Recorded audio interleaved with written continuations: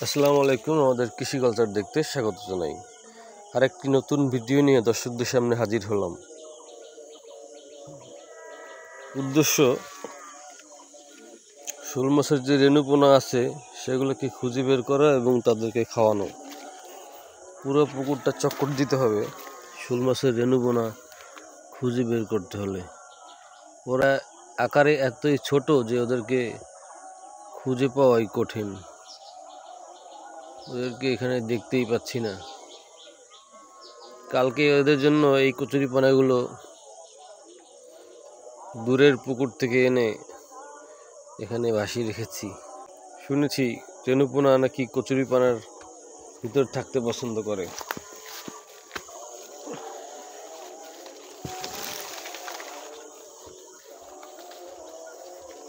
দুদিন হয়ে গেছে কিন্তু খামারে এখনো তেমন মনোনিবেশ করতে পারিনি, কোনো কাজ করতে পারিনি।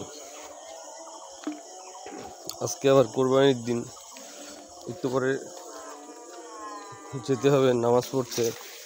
তারপর গরু কোরবানি, ছাগল কোরবানি এসব করার পর আজকে কখন যে খামারের সময় দিব তা বুঝে উঠতে পারছি না। এর মধ্যেই সকাল 6টার সময় এসেছি রেণুপোনাদেরকে খাওয়ানোর জন্য।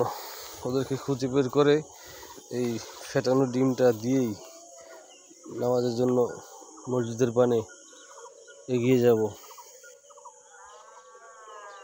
কই দেখতে পাচ্ছি না তো কাউকে। কালকে ফেলনি দিয়ে তুলে দেখেছিলাম, ওদের স্বাস্থ্য পরীক্ষা করে দেখেছিলাম। মাশাআল্লাহ তরতাজাই আছে, কিন্তু সাইজটা আমার কাছে একটু ছোটই মনে হলো। যে বোনাদের সাইজ এখনো ছোটই আছে।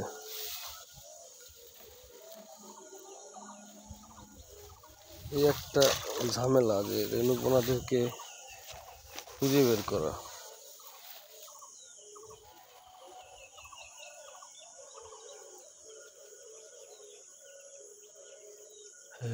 এই তো পেয়ে গেছি, ওদের হেরিংটা এইদিকে আছে।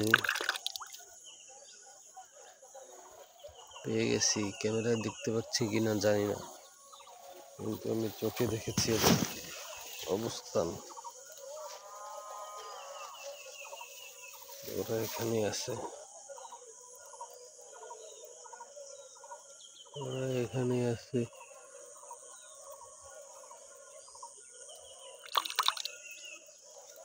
গাপটি মেরে আছে এখানে।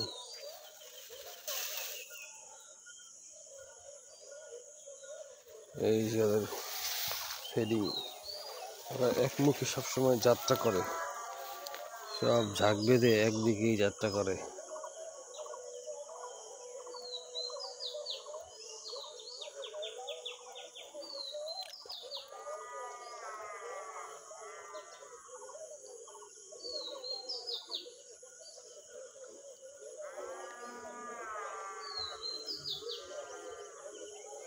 খাবার তো দিলাম, তো পাত্তাই দিল না।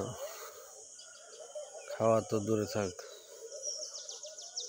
চোখেও দেখলো না। আবার কোথায় পালালো? ওই তো পালিয়ে যাচ্ছে, আবার ব্যাক করতেছে।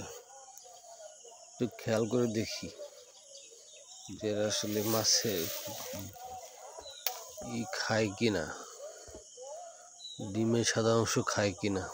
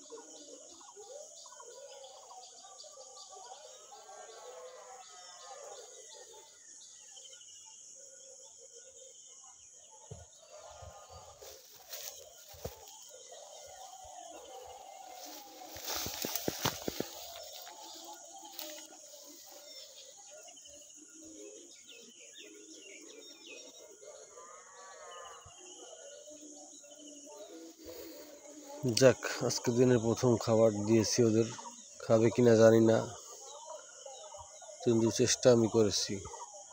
বিকালবেলা ওদেরকে মাছ সিদ্ধ করে এনে দিব, দেখি খায় কিনা।